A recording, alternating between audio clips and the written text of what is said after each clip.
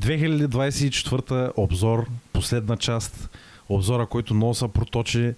Много време отне да го направим. Тръгнахме, първият ни опит беше много странен. Говорихме за религиозното обучение в България. Втория опит успяхме поне да покрием някоя друга точка, някой друг bullet point, някой друго събитие от 2024 година, което реално се е случило. Нали? Минахме от Тръмп към Беба. В смисъл, нали? Доста така интересна. Има и бат Димо Алексиев ли?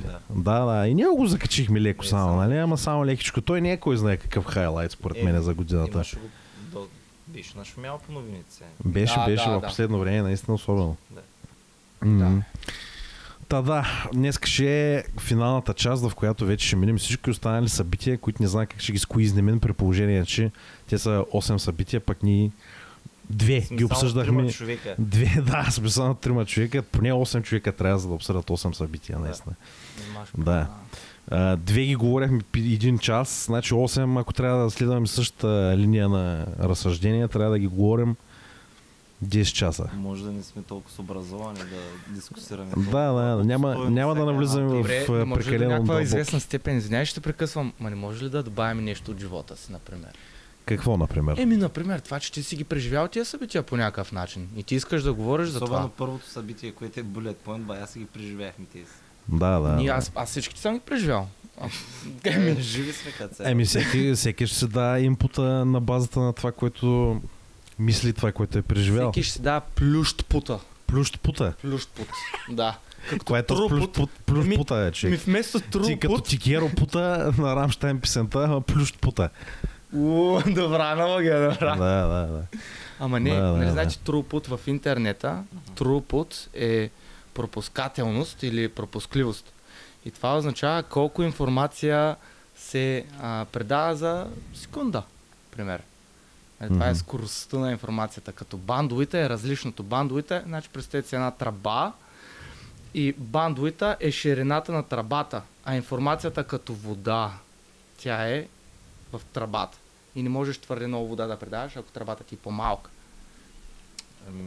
Тогава пък ние сме плющ под... Тогава се увеличава налягането, ако имаш много вода в тънка тръба. Да, и все пак няма да пренесеш голямо количество. И каква е връзката на това нещо с обзора на 2024 година?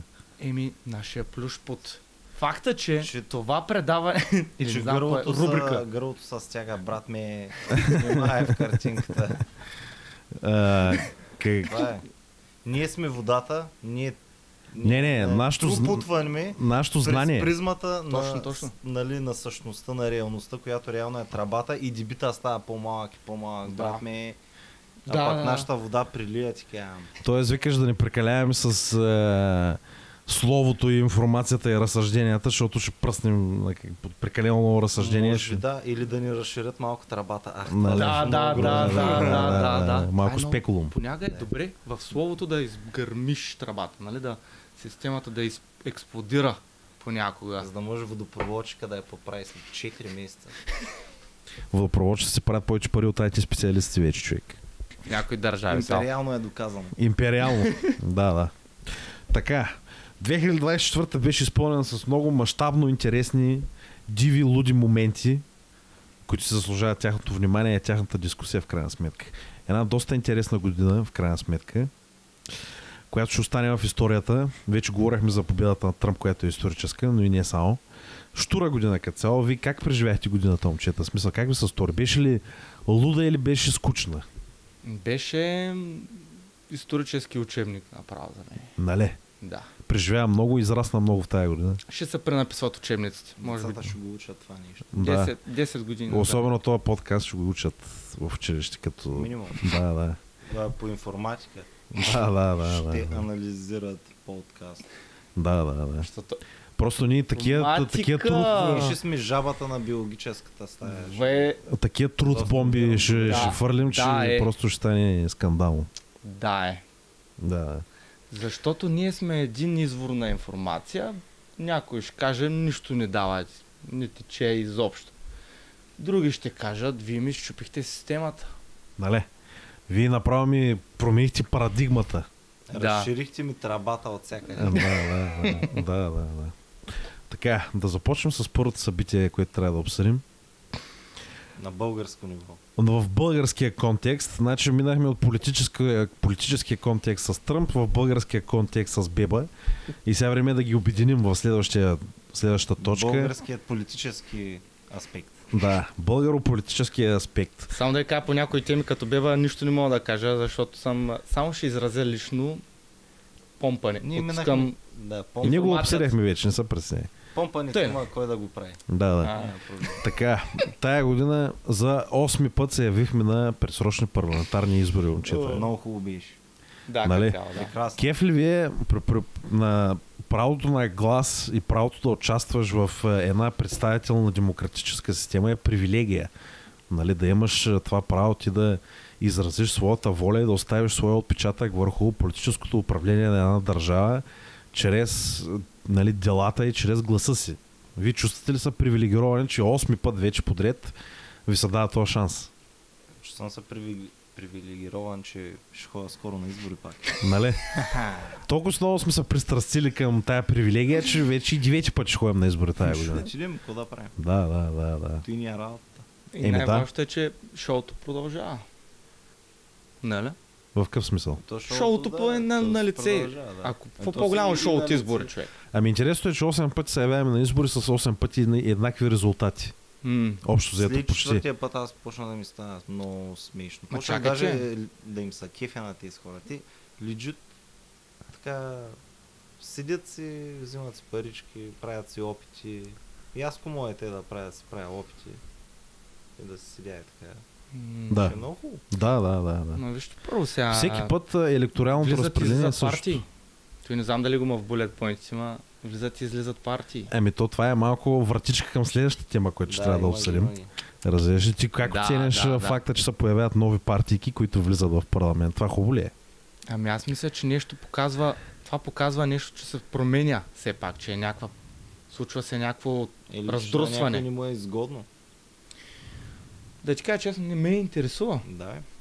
Ама, нали, все пак наличието на ново също е хубаво, но поне да е нещо, нали, фреш, нещо ново. Да. Нещо, нали, различно. А не същите хора. Ти искаш... Просто друга политическа... Да, хубаво. Не, прав си. Няма да влизам в другата тема. Прав си, защото това е една новост, нали. За първи път имаме толкова ниска избирателна активност предните и все пак продължава да е ниска. Ама и хубаво е, че продължаваме да се надяваме. Има все пак хора, които се надяват. Защото какво по-хубаво от надеждата? Ти ако живееш без надежда... Ти си и в надежда да живееш, в Люлин да живееш. В България си. Да. Някой направиш. Точно, много добре го казвам. Не, истината е, че политически кризи от този тип са продължавали в историята в определени държави с десетилетия, с векове даже могат да продължат политическите кризи. Моля се, дай пример. Примерно византийските династични кризи в Византия, примерно, са продължавали векове. Нали, тази държава е имала пикови и спадове. Нормално ти там. Те са такива кризи на наследството, нали? Се сещаш, кой ще наследи трона, кой ще наследи престола. Да. Даже мисля, че... Тук ще трябва да е по така единен вариант, нали, така стримлайнът вариант. Вижте се, имаме много е различна епохата. За първи път влизаме в такава епоха с толкова много плющ пут, нали, трупот от всякъде. Информацията е в повечко. И аз като влизам във Фейсбук, например, в македонско-българския спор групите, разбира и българи и македонци, а понякога и сърби спорят за това кой какъв е. Значи там говорим за човек, който може да влезе с оръжие, клавиатура и мишка. Това е неговото оръжие. Може да е всеки. Може да е някой баба. Може да е някой дядо. Може да съм аз даже, дето нямам военно обучение. Значи следващата точка, която може би трябва да сложим да се замислим, тайната ни bullet point. Дали аджба всеки един от нас е един войн в информационното поле, както е казвал Лъчезар Филипов. Ако се изразяваш мнението, може би.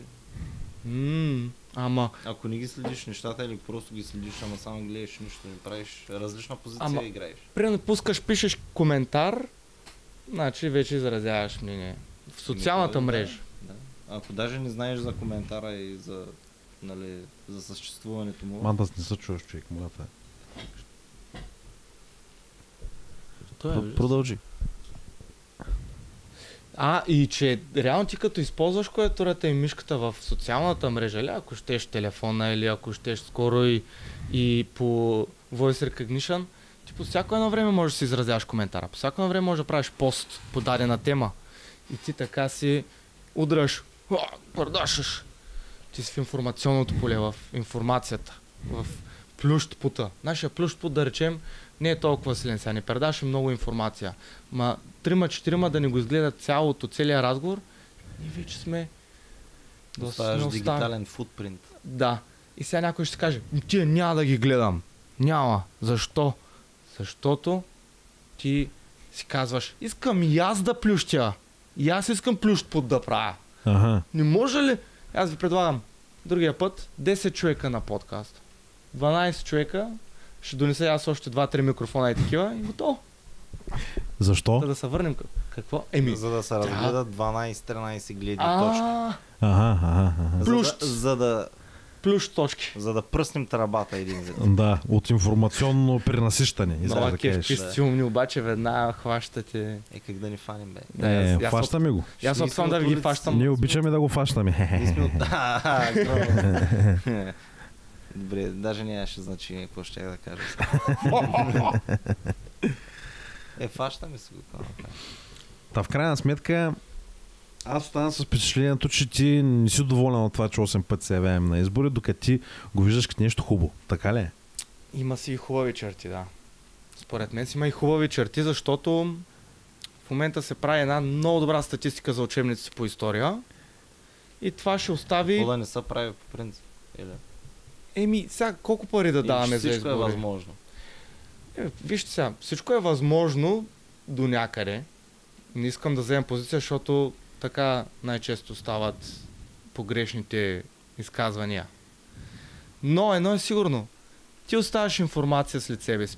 Колкото и просто да е. Величие влиза, величие не влиза. Меч влиза, меч не беше влезнал. Нали, такива древни неща, които оставят своя инпут. И ако щеш, входа на плюща. И това остава в учебници, пичове. Това се запаметява. Всичко това е полезно, за да може да се изведе примерно от учените в бъдеще. По същия начин и с културата, и с това, какво слушаме, и беба, и така нататък. Всичко това ще бъде инпута в учебници по история. Сега в учебници по история колко ще са останали? Дали ще се учи история изобщо? Имаш такова нещо като свят и околност, нали? Дали ще остане нещо все пак? Музиката ни, поетите ни кои ще са? Или само политика ще се изучава в бъдеще? Интересно. Аз не мисля, че политиката се засяга някъде в училище. Как го засяга се? Ние сме учили даже Бойко Борисов. Да, аз го хванах в учебниците. Толкова съм го учил. Ти си по-голям от мен. Ти не си отворил учебника да видиш тогава. Това е проблем. Аз съм проблемът. Тоест, кое в крайна сметка така да мисля, че всичко това е позитивно? Информацията, знанието, това, че се питат хора изявяват своето мнение, няма по-висше от това за мен. Примерно роботите, като дойдат да си изявяват мнението, какво значи да си изяви робот мнение? Да си изяви мнението на той, който го е направил ли? Или да изяви мнението на цялото човечество? Защо? Защото изкуственият интелект използват бази знания, които са в Google. И на база на този Google, едва ли не, Google е колективно знание, някакъв вид. Лъжовно, грешно, правилно, повдигащо. И ти правиш една такава основа като Google и казваш, това каза човечеството. Мисля, че това ще остане в учебниците. И в един момент учебникът ти ще е един чат-бот, който го питаш, какво стана в България 2024? И той ще направиха подкаст и разтърсиха и пръснаха тръбата от информация. Да. Точно, да. Аз, ако те разбирам правилно, ти смяташ, че това е позитивно, защото нещо се случва. Да. И е по-хубаво нещо да се случва. Да, колкото нищо да не се случва. Да, от тази гледна точка наистина е нещо готино. Да, случва се, да, шоу е. Така перспективата на гледната точка. Манта си, от какво не си доволен в крайна сметка? Ти защо си с по-негативно? Не съм доволен, защото аз мисля, че всеки си гледа интереса. И тук за то не гласуваме, защото той бил много нестабилен, пак тая била много хубава, цвети за мирисането. Сега, брат, тук управляваш хора, тук става въпрос за съдбите на живота, човек. Вземете се в ръце, направите си един избор, договорете се и ги направите нещата. Първи, втори, трети път, окей. Нали, смисъл, има си граници. Да. Тук не сме на пазара да си такова. Също изказванията, точно по това време, дето единия пич обижда другия, но вика ти караш Hello Kitty. Самите тия дискусии, самите тия изказвания, те въобще не трябва да са в народното представителство. Кой го интересува с какво ходиш или какъв ти е лайфстайл или какво правиш със свободното си време. Вие си там на работа, вие отговаряте за 6 милиона българи. Да. Тоест, според тебе имайте на сериозно, ние сме хора, брат. Да.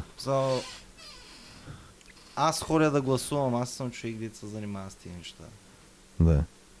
Тоест, крайна сметка ти го намираш за неуважително, защото според тебе те си правят техните си филми и изобщо не ги интересува, че... Аз мисля, че просто всеки гони интереса. Трябва да опъваш концесионалния смисъл. Да, те си въртат техните чалъми общо взето. Все още имаме пари за взимане, то си е факт. Така че... Да. Те си въртат техните чалъми общо взето, не са особено заинтересовани или не са заели на сериозно да направят нещо реално. И просто тия избори са едно отбиване на номера. Това ти така го виждаш. Малко по-черноглед съм, така излизам. Това е много българско. Да. От това, което виждам, това, което възприемам, това ми е мнение. Тебе ти е писнало да ходиш на избори, да гледаш, че няма резултати в крайна сметка. Не ми е писнало да живея в той, който живее, човек. Стига, всеки може да се огледа. Нали, къде са други държави, къде са наши държави. Не, че всички са цвети за мен. Не се чуваш много, човек. Вижте трябва сега. По-хубаво. Аз мога да поспоря малко по тая тема. Поспори. Ако искате, значи има си от държава до държава има разлика, ама не само в икономически аспект, не само в икономическа перспектива, ами и в това как живеят хората вътре в нея, защото ти като си богат, най-голямото клише е, че не си щастлив. Нали, има и системи за измерване на щастието и така нататък. Добре, моят аргумент тук е нека всеки да премине през етапа да бъде богат, да види дали няма да е щастлив или ще е. Защото тая възможност не бъде представена пред дълго почти всеки един човек. Нека да го разглеждаме така тогава. Богатите са по-щастливи. Да приемем тази перспектива. Нали? Тогава... Аз не казвам, че е така, но добре, да. Ако си богат, ще имаш ли повече знание за даване? Ще има ли по-голям плющ пут е въпроса. Защото ако си богат, много често ти си наситен с информация, пренаситен си с шортове от хора, да речем ти може да си много разумен, да си много богат и нищо да не правиш. Поздравления. Какво значи нищо да не правиш? Нищо физическо или нищо мисловно. Ти можеш да четеш много, да твориш, да се правиш на умен, да дрънкаш, може да си актьор и с никой да не се срещаш. Ама парите най-често се свеждат до консумация. И ти почваш да си кажеш, за какво да знам повече, като имам достатъчно? За какво да съм мъча, като имам достатъчно? Ето е инстинктивно да отпусне. Точно. И това малко ли много подкрепя тая хипотеза, че ако имаш повече пари, не даваш толкова знание. Ти можеш да си развъдник на знание, примерно инвестираш. Не, че даряваш пари на университета, да речем. Нали? И тогава ти си развъдник. Ама ти какво знание генераш от себе си? За мен има ли нужда първо да даваш нещо от себе си, като всеки има, всеки ще може да се оправи, но никой няма да... Значи трудно ми е да свържа това, което говориш с изборите, честно ти казвам. Не мога да направя следствената връзка. Това е леко и екзистенциално. Информацията, човек. Всичко е в информацията. В информационните полета, в това, което се развива в момента. Не сте ли съгласни, че информацията... Тоест, това насищане на избори е насищане на информация, което води до трансформация в един момент, искаш да кажеш. За трансформацията не сме я видяли още. Но би могло. Да. Тоест е хубаво, че има действия. Колко повече активности, информация и действия има, колко повече средата е буйна и развиваща се, толкова по-голяма шанса да се стигне до трансформация в някакъв момент. Не, нужда е буйна. Какво значи да е буйна? Ти реално едно като гласуваш, не отчеш да се биеш. Ти си... Смисъл, че много турбулентно се развива всичко. Да, наистина е турбулентно. Съгласен съм, да. Защото войните във Фейсбук с клавиатури и мишки ще се бият, да отидеш на избори, не е нещо малко. Се едно, че да те драфнат. Ако трябваше да спрем войните, това означава, че трябва всички да сме доволни. Ами как да разберем кога някой ще е доволен? Като никой не те занимава с глупости си, всеки си има за него си изправи каквото си иска. Да. Тогава... Ама то е много утопично пък. Започнем да се занимаваме с глупости, добре ако просто спрем да се занимаваме с глупости. И просто преминем към следващия bullet point. Ага. Ние никога няма да... И затова много хора казват, няма нужда да слушаме за политика, няма нужда да слушаме новините и т.н. Защото новините са главно това. Добре, в крайна сметка, от една гледна точка е леко обидно да се явяваме толкова пъти на избори и резултатът да е един и същи, те да продължават да си гледат интереса и да си предашат схемата напред. От друга гледна точка е хубаво, защото поне има някакво развитие, има инпут, има някакъв процес, който се случва, който, щом го има този процес, има някаква надежда, че нещо ще се случва в някакъв по-късен момент. И активно се следи процеса. Аз съм добър репортеркът. Аз съм по-скоро на мнение, че това е нужен процес, оздравителен процес и ще продължи и ще изтрая толкова, доколкото се наложи. И може да се наложи 9-ти път, 10-ти път да отидем на избори, 11-ти път. Не мога да начертая картата точка по точка как ще се случат нещата, но според мен е тая криза, политическата криза, в която сме в момента, която предизвиква всички тия избори, тя е един естествен и нормален етап в развитието, разпада на прехода и системата политическата, която прехода изгради, тая мутренско-политическа система, тя е отживелица вече и си отива постепенно и просто не е дошла алтернативата, която да я замести. И този процес на избори е нещо, което подклажда огъня, от който в един момент ще се появи точно тая алтернатива и нещата ще се трансформират в нещо по-различно и по-ново. Да. Между другото, така казано, самото общество се обогатява с самия процес на точно тези неща, турбулентните, които се случват. В смисъл, може да се добиеш представа, смисъл, може леко да се пообразоваш, примерно да прочетеш 5 реда на тия неща и да си кажеш, окей, значи има някакъв смисъл да го правя. В крайна сметка, има и проблеми, има някои неща, които очевидно лъсват като проблеми за всички тези избори, като например факта, че повечето хора не се ангажират да се занимават изобщо да гласуват, това е доста голям проблем. Нали? Това пречи на развитието в крайна сметка, защото ако има наплив от активност, може да се говори за разделението между политическата система и народа. Тоест тя политическата система е по този начин не е легитимна, защото тя не извлича легитимация от общественото мнение, нали се сещаш? Да, това е проблем. И факта, че толкова пъти ходим на избори и хората не са ангажират повече, смисъл за да го приемат като някакъв голям проблем, който изисква тяхното внимание, а даже спират да се занимават все повече и повече. Доста говори, доста лошо за обществената ни система, за състоянието на нашето общество. Защото то явно не е способно да произведе политически алтернативи, които да дадат политически решения. Нали? Което води до това, което казваш ти, че ние същи мафиоти и ние същи схемаджи си правят техните схеми. И така. И като казахме схемаджи и схеми, и като сме зафанали темата за парламента... Може да направим сегуей за втория bullet point. Точно така. Друг хайлайт от тая година, нещо интересно, което се случи, доста така знаменито. Сагата с Ивелин Михайлов и Величие. Да проследим хронологията. Те се появиха. Николай Марков и Ивелин Михайлов с подкрепата на великия будител Киро Брейка казаха: ние ще трансформираме България, ние ще я спасим, ние ще я възродим от пепелта. Говореха, даваха големи обещания, големи заявки за себе си, как имат организация от световно ниво, как са подредили община Ветрино по копче общо, взето там няма наркотици, няма мръсотия, там от чешмата тече мед и масло и така нататък. Исторически парк е най-патриотичният проект, който някога се е случвал. Разбираш, той улавя нуждата на българския дух. Да. Разбираш, за За изява. За изява, да. Не, той дава надежда, той обнадеждава българския дух, този проект, като ни напомня за нашите велики предци. Добре, чакайте, това не ви ли звучи познато? Айде, историческия парк е нещо ново, все пак. Ама доста познато като политики и като първоначални думи, защото, често да си кажем сега, аз не чух много за политики от Величие, нали, не знаех какво точно ще правят в парламента и много често Николай Марков се разбираше, ще видите. Да. Ми видяхме. Той даваше големи обещания. Ще видите, като започнем, ние сме много подготвени, ние всичко знаем, ние с всичко сме наясно, всичките им номера и всичките им схеми, цялата тая прогнила политическа система ни е ясна. Аз знам процесите, аз знам как мислят престъпниците. Ще ги направим мати маскара. И влязаха в парламента в крайна сметка. Първия път. Да, влязаха се.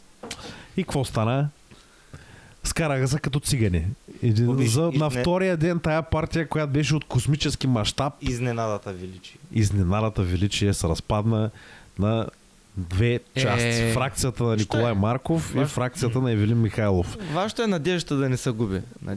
Надежда Михайлова или коя надежда? Една е надеждата и тя е надяването, че ще влезем. Както надяваш конец в игла. Защото много е трудно да надяваш. И точно по този начин е да вкараш твоята партия, да е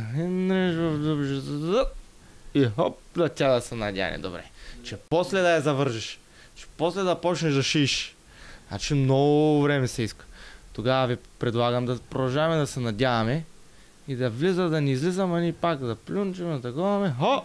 Веднъж ще влезе. Аз се сещам за друго дете. Тоест... никакви такива работи. Даже не е било болен пойнт на този разговор. Искаш да кажеш, че провал на величие не трябва да разочарова. Да, защото много хора може да гласуват и повече да не гласуват. Аз познавам хора, които... Аз се ободрих за разпада на величие, като разбрах. Да, и аз и това ме мотивира повече да връщах се от Балчик с колата по пътя за морето. Към Ямбол. Някои хора. И чувам, че партията се е разпаднала, увеличих се радиото и съм и гледах и тъй, нали, просто пътя си и просто така сценария, който се разкрива сред мен. Дравчета, това. Беше ми хубаво, отпуснат такова едно. Да, и ми сложих глава за 20 км превишена скорост, но няма проблеми.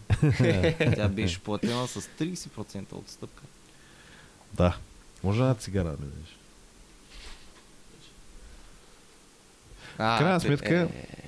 В крайна сметка, аз съм съгласен с Съчката, че за жалост много хора ще останат прекалено разочаровани от провала на величие, нали? Но те бяха скандални наистина в заявката, която правяха, че едва не идват от космоса и са някакви свръхчовеци. Ето, няма лошо и бяха много обединени, нали? Николай Марков обясняваш как на цялата мафия им е вдигнал мерника и всички им номера ги знае. Просто даваха инкриптирани обещания. Да, инкриптирани обещания, да. И накрая за 2 дена, в рамките на 2 дена се разпардяха до такава степен, че до ден днешен всичките активни приятели, другари, бойни ортаци в тая велика организация са плюят, хранят, храчат по най-бруталния начин. Николай Марков плюи Киро Брекач, бил дрислю, пияница, глупак, сводник.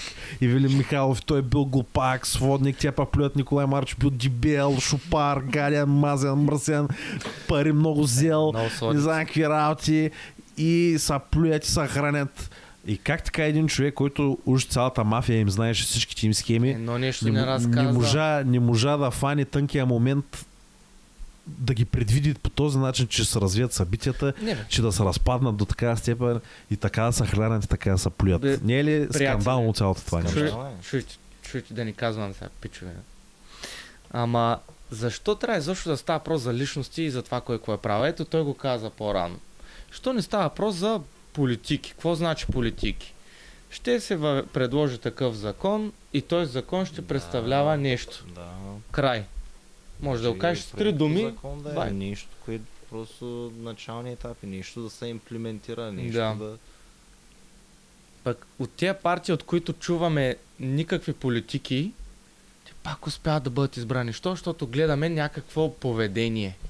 Или какво е направил, какъв е бил. Нали... Да. А не гледаме нищо като знание, като код. Какъв ще е кода на партията ти? Какво ще се промени като 8006. Склонли. Пърческия код на Ямбо. В крайна сметка стигнахме до кулминацията на тая цяла сага и на тая цяла епопея с разкритията, че пирамидата, че май исторически парк е пирамида. Нали? Така завърши сагата Величие. Не трябва да забравяме и знаковия момент с 3,99%, където ни влязаха за 25 гласа и ги къкнаха. Също е за историята в учебниците. Не им беше хубаво, май исторически момент си беше, да. Мисля, че плакаха, човек. Човек, май за първи път партия хваща такъв процент. За първи път, да. И в крайна сметка излязаха Цанов, излязаха Симотека, излезе Любо Жечев с цял филм да обяснява как Ивелин Михайлов, всичко това е пирамида. Как той използвал агресивни тактики да подстрекава хората да теглят кредити, да налият пари в този проект и паралелно с налието на пари в този проект, който се строи, нали, има някакви работи построени. Жена му, примерно, придобива някакви имоти, пък работи, ще я кажа стриптизьорка, не знам защо. Работи фризьорка, не стриптизьорка. Как ще обиждаш фризьорите? Фризьорка през деня, стриптизьорка през нощта. Точно така. Да. Сега кой ще се обиждаме? Аз съм фризьор сам по себе си, мога да кажа. Добре, шегата на страна. Момчета, ви как го виждате всичкото? Това е нещо, което се случва много често. Нещо, което е заради не информационното поле, както го обяснява Чезар Филипов, информационното поле, което се вижда. Това са социалните мрежи, това са буквално еконт, ако щеш. Има много хора измамени с еконт, с това, че трябва да пуснеш на този сайт, обаче той не е еконт. Аз бях измамен от еконт. Те ли? Да, купувах си процесори дъна платка и ми даваха дъно на 15 години. Случва се. Да. Нали? И това е по същия начин, просто ще кажем в по-голям мащаб. Ружа Игнатова, например, се едно е била много добър урок за много. Ама в крайна сметка всичко е заради информацията и заради нето грешно представяне. Ходят по стъпките и Да, определено. То се е разтъпчил този път вече, ма все още има тревички за оттъпкане. Има си пътички. Ти викаш, се радваше, като се разпаднаха, Хубаво ми беше. Що? Защото стига лиглювци. Стига измикяре, нали? Стига лиглювци. Нищо направим 2 месеца. То се е хуй, то се е тъп. Да. Хубаво, добре. Малко несериозно, нали? За какво бяхте гъс до гъс? Той им лечеше, че са странни, защото изразяха различно мнение. Най-малкото заради Русия и Америка, нали, на една програма казват едно на друга. Те нямат общо мислене по много въпроси. Не, те просто бяха двама човека, дето си говориха две различни неща и ги имаха като, нали, общо взето главните хора в партията. Да, все едно ние да направим партия сега, в момента. Да. Ние спорим тук в момента да разсъждаваме. Психично болни ли са тия хора? Според вас? До такава степен им стига на резила, че чак направо ми изглежда като невменяеми направо. Представи си го като един филм, който може да се осъществи. Доста добър филм му е да стане, ама игрален такъв художествен, наистина, с тази драма. И комедиен, такъв леко комедиен. Да се уредят в живота си. Кой не иска жена му да се здоби с имоти? Покрай жената и той. Нали. Ма ви убедени ли сте, че това е... Защото обича народа и ти да имаш 8 апартамента и вили. Да. Перфектно. Примерно Бат Бойко и той има 8 апартамента и вили, сигурно, ма него си го знаем поне. Докато то направо уж беше светлата надежда, светъл лъч надежда, пък остана. Вие на мнение ли сте, че това е измама? Как ви се струва? Да. Човек, стига това. Какви въпроси се направи? Знае, че съм група на... Да, ти си убеден. Кой се още мисли? Значи той някой може да мисли, че е измама, ама за добро измама да е. Те не са разбрали за тези неща. Ти ги изброи, нали, Любо Жечев, Цанов. Да. Проче, ако ти ги видиш тези клипове, ти вече знаеш какво да оспорваме тук. Да, прекалено много, викаш, има доказателства. Да. Ти мисля, че си на това мнение. Според мен... Партия на едно мнение сме почували. Партия едно мнение. Партия единни. Партия единни да се скараме и никът тях. На третия ден. И по медиите ще ходим след това по Просто сме партия с три единни, те ще имаме чалъм за други имена на партии. Например, разбиваме се, ставаме двоединни. Двоединни, да. Триединни, двоединни, едноединни. 4 двойни. Да. Примерно. По-адекватно ще е. Политиката е, човек. Дали? Да, ние просто ще се правим както Westside и Eastside рап сцената, като са правили, че имат биф. Те реално просто са продавали музика, братленце. Да. Просто ние ще направим супер много разсейки на партии, които много намразят и много се мразим взаимно, а реално работим заедно. Аха. Това е. Той е хитра схема. Това е, да. Това не е ли реално цялата политическа система в момента? Те се правят, че много се мразят, пък реално задкулисно работят заедно. Да. Ма голям въпрос е, каква ще ни е политическия е възглед? грозно. Национализъм ли ще е? Левизъм ли ще е? Патриоторизъм в народното представителство. Според мен единият трябва да е про-Русия, другия да е анти-Русия, третия да е неутрален. В началото трябва да сме заедно. Единия ще е медиатор. Да, просто единия ще е като Швейцария, неутрален. Ама вижте гърмежа, който влизаме, надяваме се вътре в парламента, тогава как ще влезем? После ще се разбим, нали, на русофили, мусофили и адренофили. Да. Ама в началото е въпроса. Как ще спечелиш народа? Защото ти трябва да спечелиш много различни маси на много различно мнение. И това е проблема в момента на демокрацията. Не казвам, че съм против демокрацията. Ама това е, че сме разбити по... Трябва да ги обединим под един общ знаменател. Вино и кебабчета. Да. Нашата партия е вино и кебабчета, братленце. Май вече не работи, човек. Аха. Не работи. Аз ще отида за вино и кебабчета, пък не пия. Ти ли не пиеш, бе? Ма трябва да кажеш какво има в кебабчетата. Месо. Мисо, да. Което и? Мисо. Какво е това месо? Мисо има. Не мога да ти кажа още. Кой има в кебабчата? Не е продуцирано, не знам. Ще го направим. Иди едно прасин. Ви се баят, що ми Вили Михайлов и Николай Марков успяха да излъжат толкова много хора, да им вярват и накрая се разпардяха по този брутален начин. Значи може да се получи тази схема. Не беше ли супер видно това нещо? Аз даже не знам как. То според мен беше, че те сами са бахнали с някакъв супер много, някакъв лоун или нещо, просто да си поддържат какво беше? Кандидатура? Не кандидатура, кандидатура. Да. Кампания. Да, самата кампания. Електорат. Ама, чакайте малко сега. Ако се замислим... А то реално те просто събират пари от хората и се финансират от пари на хората. Кои гласоподаватели са решили да сменят? Защото надали много са почнали да гласуват с величие или, не знам. Но по-скоро социологията тук е интересна. От Възраждане много хора са отишли. На меч кои са отишли да гласуват? Пак протестния вод, дето е бил при Възраждане много, някаква част. ИТН също има много. Има и нови хора, които също гласували за тях, според мен. Не само. То ми е, че нови хора като млади хора. Тия биха били или като нови избиратели. Като нови избиратели, да. Да. Чисто нови. И като се замислиш... Не втора. Да. Те заедно, ако направиха една партия, нали, се вижда, че би имало доста голяма сила тая партия, влияние. Но понеже има такива много отличаващи се точки, като напускане и остане в НАТО, остава не единство. Става разбитост. Време разделно. Хем много си приличат, хем пак само за едни малки ключови елементчета. Значи, може би те са най-важните въпроси. Дали да останем в НАТО или да напуснем в НАТО? Да напуснем в НАТО, да. А не то точно и такива неща се случват. В смисъл разбиване, разделение на нещата. Първо започнаха величие и после, нали, малко по-нататък в годината започна още едно нещо, нали, така лека по лека до изведнъж не са разцепи на две. Зато го. Разцепването на ДПС. Разцепването, точно така. Трета точка в нашия план. И последната от българския политически спектър. 3 са достатъчно. Да, 3 са напълно достатъчно. За късмет. В крайна сметка интересното при ДПС е, че ДПС са стълб в... Много ми хареса, че втората партия е различна и АПС. АПС, да. Ахмед ПС и Делян ПС. Обаче дъртото ДПС са махна от кокала и си направи ново АПС. Да.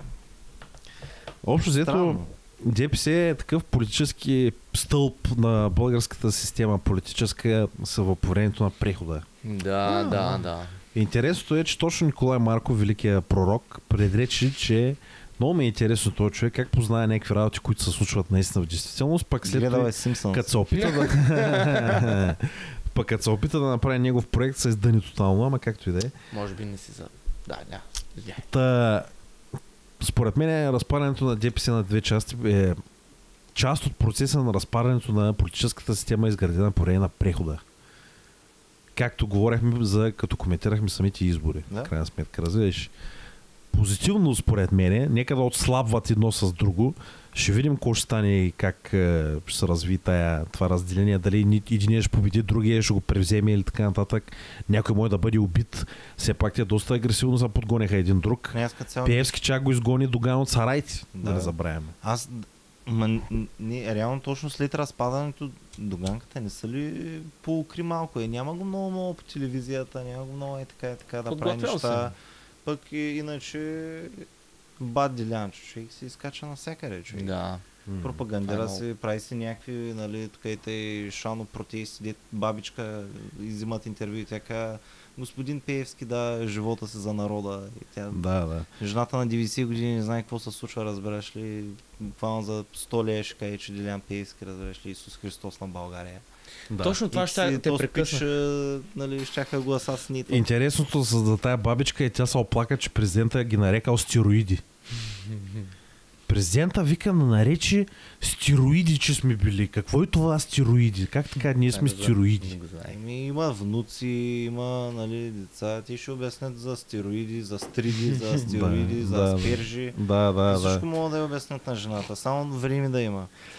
Ма виж, това е... Но на така реално възраст има ли смисъл да се занимаваш с това нещо? Смисъл да си... До някаква степен. Сега това, между другото, е друга точка, която даже май не сме обсъждали, но до каква степен може би си нужен на обществото и до каква степен общо мозъкът ти не е фъснал. Като си дърт. Какво правят дърти? Човек гласуват само за една политическа партия. Той не е ли си известен факт? Стига, брат. Да. Не съм много сигурен. Аз познавам такива, където даже ми признават, че сменят партиите. Да. Естествено, винаги ще има така променливи и по-скоро даже сме несигурни доста българите. Да. И това се изразява с тая липса на активност. Да. Но също ми стана хубаво, че и тая политическа партия се разцепи. Хубаво нещо е. Хубаво е. Поне им виждаш кирливите рези на хората. Нека да се цепят. Да, нека да се цепят. Да видим какво ще направят. Ние ще им го нацепим накрая. Точно така, да. Аз съм патриот, обаче е хубаво и ти да си кажеш някакво. Що бе, това не е патриотично. Това защо да е патриотично? Защото народа, ние ще се обединим. Партия три единение. Част от народа, примерно. Аз ти долу и ще го нацепим света ти. На свят. На тези деца цепят от нас. Сиш са. Да. И трябва ти е хубаво, че им е гадно. Хубаво ми. Нали? Да. И на мен ми е хубаво. Нека да се карат, нека да се разпадат ДПС-то, нека тая преходна политическа система да се заминава. А нека пък избирателите да преходим, да минем прага, разбереш ли, да влизим от коридора в хола дейба, мамо. Вече сме свалили обувките, якито ни на закачалката, просто да влизим в хола и да седим на дивана дейба. Да. Съгласен съм. Аз съм много щастлив за това нещастие. Съвсем откровенно го казвам. Метафора да се оправим леко. И как още може да се разцепват, ето сега ПП и ДБ, дали ще се разцепят или всичко, много казват, че всичко е една игра. Аз мисля, че е конспиративно да кажа, че всичко е една игра. Че едва ли не са се наговорили да гласуват по различни начини. Като е демокрация, направи своя партия и участва с партията си. А те казват, ние сме от една... Може да се спори, че демокрацията е на ниво партия. Добре, обаче ти не знаеш за кого гласуваш, не знаеш за чии политики гласуваш по този начин. ППДБ дали няма ще се разцепят? Сега големия въпрос е, тук хубаво ли ще ни е, че ще им е гадно? ППДБ да се разцепят. Кажете сега. Или това не е по булет? Според мен може би ще се случи, ама ще видим. Има такъв шанс. Смених ли булет поинта малко? Малко, ама то сега пак... Подобно е. Да. Удобно е. Вижте колко неща се разцепиха. И аз бих се радвал ППДБ да се разцепят. Нали? Да. Нека се цепят. Ето май отцепихме партиите, които... може ли меч да се разцепят, да станат меч и сабя, примерно? Да станат кинжал 1, кинжал 2. Да. Да станат острието и дръжката. Острието и дръжката. Да. Дейба. Но, добре, вижте на кефтеля. Ние сме дръжката. Ние сме острието. Ние пак сме острието. Ние режем, да, ама колко е полезно на острие без дръжка. Тайни, човек. Сякаш аз не чувам много. Ако режеш с острието без дръжка, ще нарежеш само себе си. Да. Това е слогана на дръжката. Те редовно се гласуват с Възраждане, поне там като избираха председател. Те са някакви, пак са... Реално май всичко опира до все едно Възраждане. Някой ма каже Възраждане било Атака. Все пак са по-малки, нали? Добре, ето, това е. Нормално е да са подкрепящи, да. Ами поне да подкрепят нещо, нали, не всеки да се е въздържал там и... Нали, поне подкрепяш нещо от някаква част. Сега дали го правят умишлено, за да подкрепят доста малка част, като знаят, че няма да стане нищо. Това е, че е малко по-различно. Нали, това е... Сега, дали е умишлено, дали не е... И сега, има нещо. Тогава, кое друго може да се разцепи е въпрос? Освен бузите ни. Да.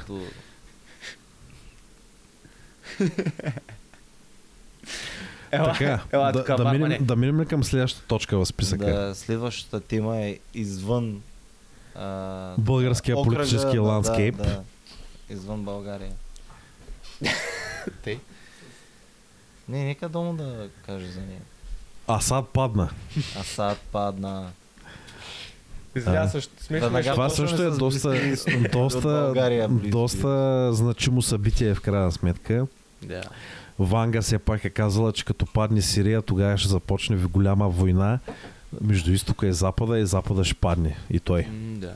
А че ти нали си фен на баба Ванга, оценяш ли това пророчество? Струва ли се обнадеждаващо, че Асад падна в крайна сметка? Много полезна информация като цяло имаме от пророците и аз те бях прекъснал по-рано, трябва сега да си го изкажа. Извинявай, че те прекъснах. И това исках да кажа, че не може да си пророк и политик едновременно.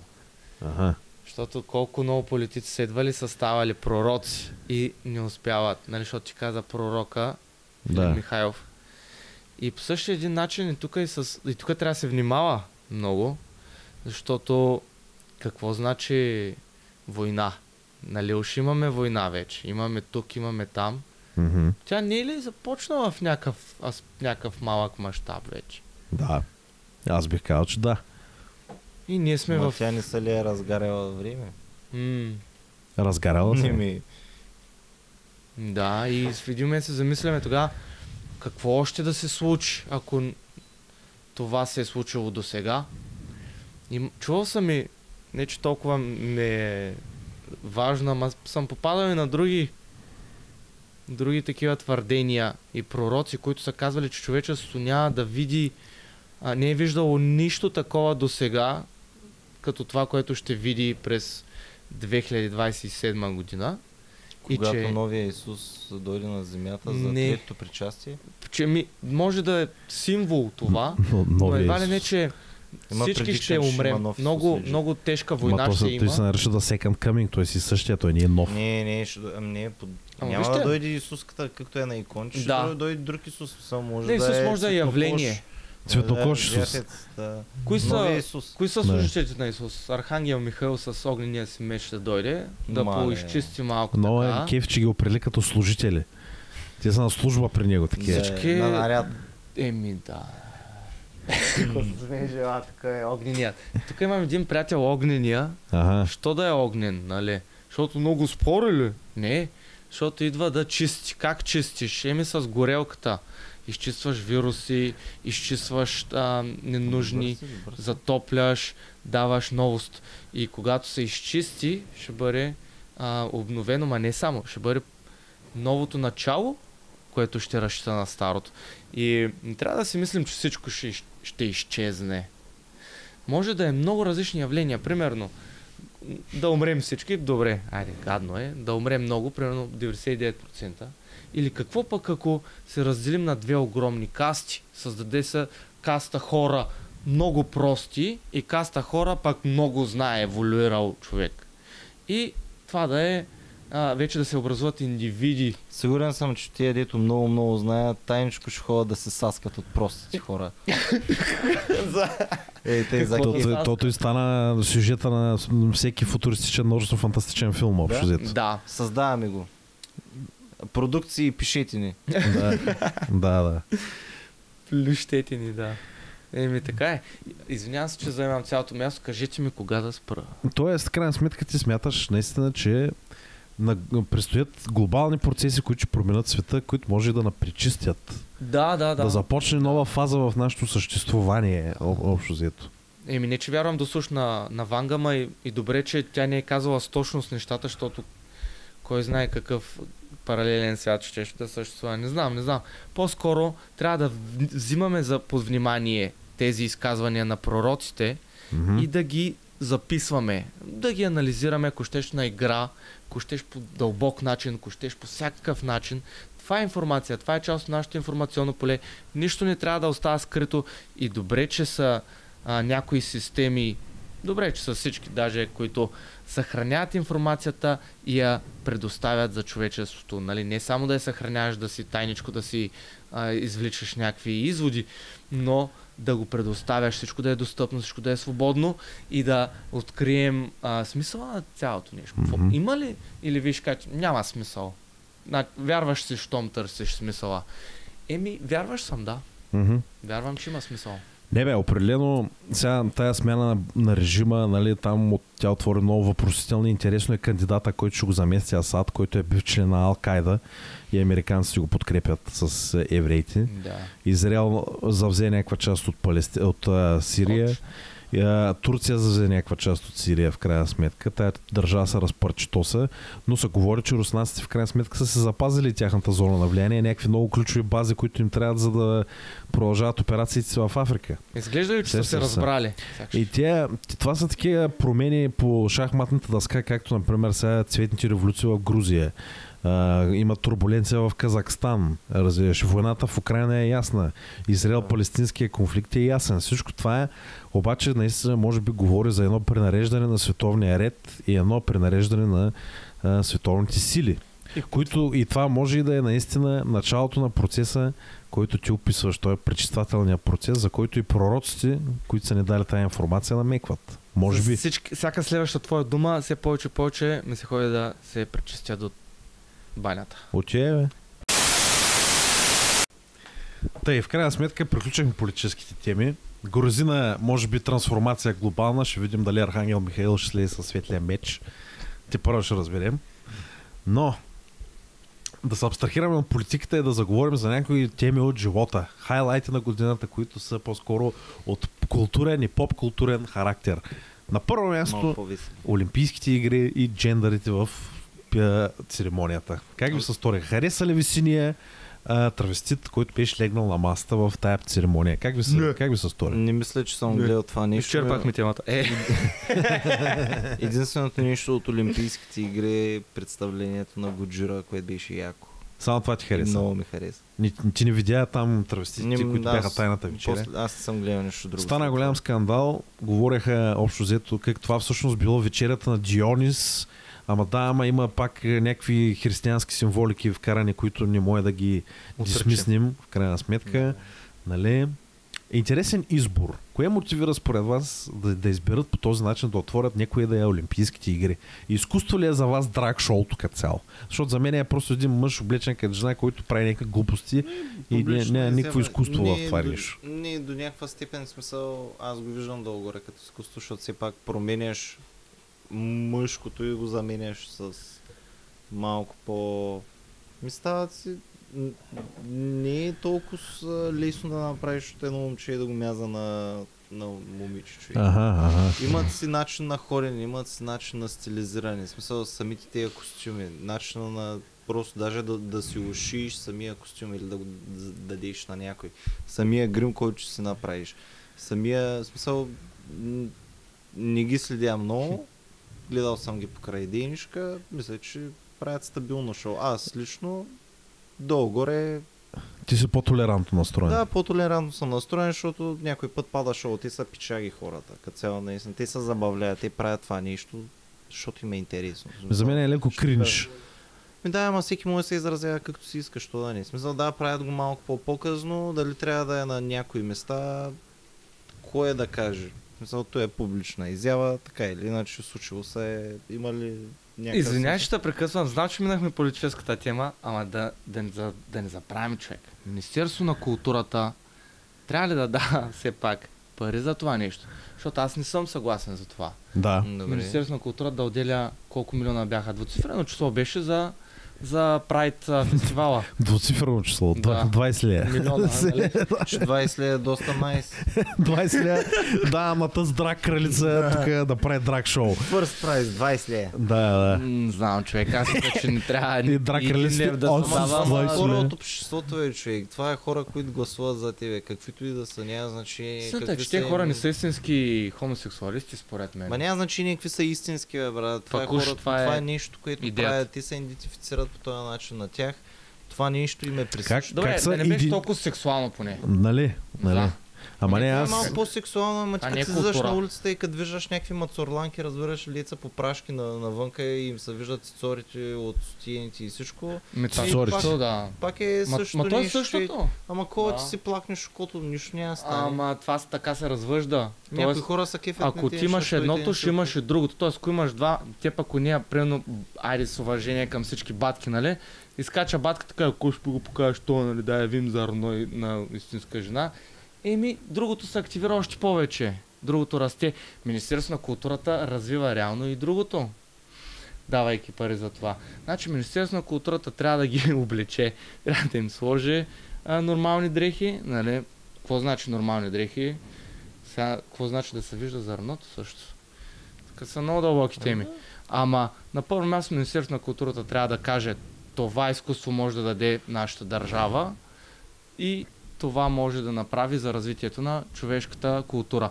Като всичко това ще трябва да е в рамките на известното, за да може всички да го знаят. А на всичкото отгоре почти никой не разбира за геовете. Почти никой не знае какви са половете. Знае, че са много. Може да знае за 72 числото, ама не ги знае кои са. Все едно, че това е нещо ново, което трябва. Думата трябва да се вкара.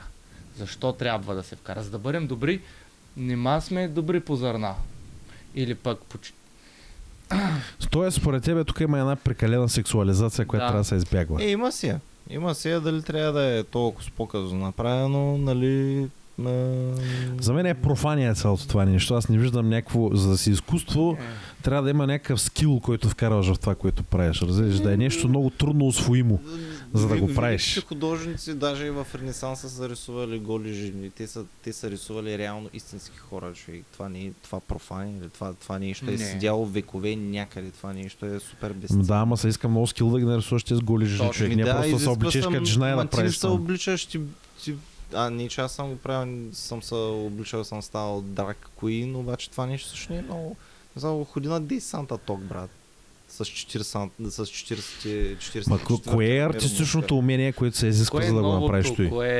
Новото е, че ти променяш един вид, не анатомията, но визуално изглежда, че променяш анатомията на мъжа, човек. В смисъл, той става друг. В смисъл, то не е той, нали, мяза го на тя. А това все едно е като да не оценяш човек. Ма той ти е буквално лайв перформанс, визуално изкуство. Да, направено е малко по-пошо, нали, има си музиката, има си всичките кичове и тези неща, нали, те правят там сплитове, нали, твъркват и такива неща. Окей. Сега това е не мога го бакна ап, но явното е начин, едно, че да кажа на амишите какво да правят, нали. Аз така ще ви го представя. След 2 поколения се ражда вашият айде ако щеш, внук даже. Внучи. И вижда това какво е било твоето изкуство. Вика да ти се и пита чат GPT. Кое поколение е било с най-благоразумното изкуство? Или с най-благоразумната култура?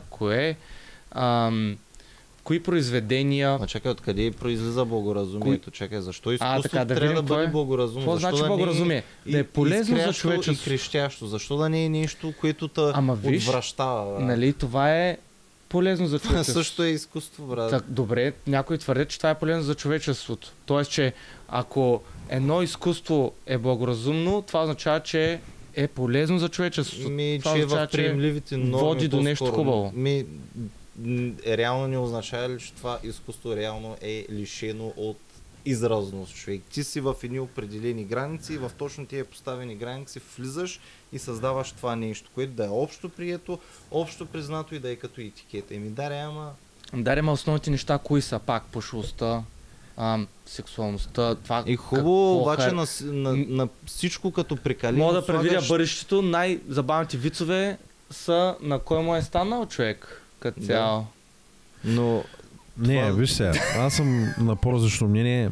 Разбирам тако искаш да кажеш, ама за мен е изкуство, дори това изкуство, което провокира, е някакъв опит да се изследва дебрите на човешката психика и пълния спектър на човешката емоционалност. И тогава, ако примерно е някакъв филм на ужасите, той също може да е безсмислен, нали? Да е просто провокация без никакъв реален смисъл, но има изкуство, което провокира, което е смислено и е ценно, точно заради това, защото се опитва да направи някакво философско наблюдение на човешката природа и нейните характерности. А това според мен е просто крещящо. Това е вищина, защото тия хора просто искат да бъдат видени и аз не виждам никакъв смисъл в провокацията, която те правят. Те зли поставят хомосексуални. Дали то било то в Парижките олимпийски игри или по принцип драг шоуто. Нужно да си хомосексуален. Нали, аз не мисля, че тия хора правят нещо, освен да провокират. Провокацията е безсмислена, което я прави не изкуство. Това е според мен. Те просто са кефят на това да дразнят нормално мислещи и гледащи нещата хора. Нали? Каква е целта на това отвращение, което тя правят? Какво се опитват да кажат в крайна сметка? Какъв е меседжа? Не разбираш, ако искам да кажа. И не е нужда да си хомосексуалист, да си драг. Нужно ли да има меседж, защото трябва ти да си интерпретираш смисълто или ще ти харесва или не ти харесва? Ако си хеви метал изпълнител, не би ли трябвало да си хеви метал изпълнител? Ако си оперен певец, не би ли трябвало да си оперен певец? Ти си драг куин без да си хомосексуален. Не може. Какви са тия граници, човек? Едното е, нали, цялата ти индивидуалност, другото е нещо, което правиш. Другото е някакво изкуство. Аз мога да съм някакъв бахти ненормалния гей, да съм супер ненормалния редач на покриви. И да съм бахти менли гая. Ама ти казваш, не може да си драг куин, да си хомосексуалист. Мисля, че няма някаква граница. Всеки може да прави каквото си иска. При нас отивам в църквата, ставам поп, ама казвам не вярвам в Бог. Църквата няма ти го даде и нещо. Именно. Добре, църквата лоша, да речем. Там е институция, братленце. Добре, ама примерно в драг куин обществото, някой ще го прости ли това да си хетеросексуален? Да не мисля, че някой ще го иби за тия хората там. Не съм сигурен. Не съм толкова навътре, не мога да ти кажа, не се познаваме лично. Точно и там е, че е логично. Добре, теб лично не та ли малко отблъсква това? Каква смисленост намираш в него? Двора, брат. Не като го гледаш, като си го виждал, нали? Защото, примерно, ти си кажеш, че не съм в двора, ама ето, като го сложиш да откриеш Олимпийските игри, тя по този начин ти го натрапват в някакъв смисъл, не се сещаш. Аз точно на това размишлях. Да, може наистина тактиката им е, може би, леко по-агресивна, нали, като вижте ни... На кои тактиката? Точно на това с джендаризма, или бали малко, как да го нарека. Локърт ли? Да, точно така провокация, нали, на малко по-голота, малко по-такива, нали, нестандартни идеали. Да. Обаче това не е ли най-добрият начин да пробваш дали този тип, да го наречем изкуство или каквото и да е общо прието. В смисъл, ти трябва да имаш някаква база за сравнение. Няма как да не го изкараш. Защо пък точно шибаните олимпийски игри не са най-доброто поле за изява да се сложат тези неща и да видят, нали, аджба, това нещо може ли да го правим адекватно ли, в допустимите граници ли или не. Добре, и от отзива на хората ти си добият представа. В смисъл, ти може да не видиш някакво по-грандиозно шоу. Приемаме, че е идеално за олимпийските игри.